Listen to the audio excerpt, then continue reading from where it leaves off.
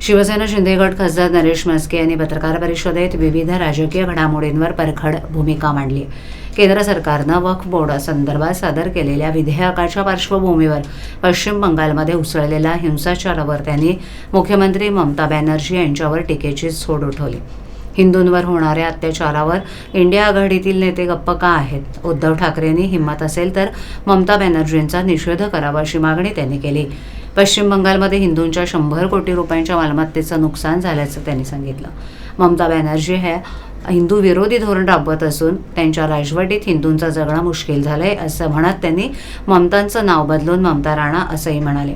दरम्यान नाशिकमधील दर्गा कारवाई, आदित्य ठाकरे यांची सभा, चतुर्वेदींचा नाराजीचा सूर, शिंदे राज ठाकरे भेट या मुद्द्यांवरही म्हस्के यांनी विरोधकांवर टीका केली।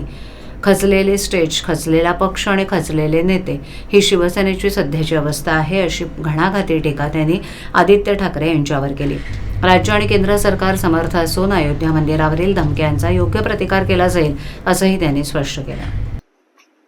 पश्चिम बंगालमध्ये शमशेरगंज, धुलियान, सुती, जंगीपूर आणि मुर्शिदाबाद येथे भागामध्ये हिंसाचार उसळलेला आहे।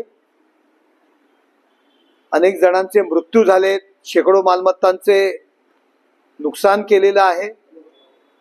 परिस्थिती अत्यंत मुर्शिदाबाद येथे तर गंभीर आहे। शेकडो हिंदू घर सोडून गेले आहेत आणि त्या धार्मिक संघर्षात आणि जाळपोळीत हिंदूंच्या 100 कोटी रुपयाच्या मालमत्तेचं सुद्धा नुकसान झालेलं आहे। परंतु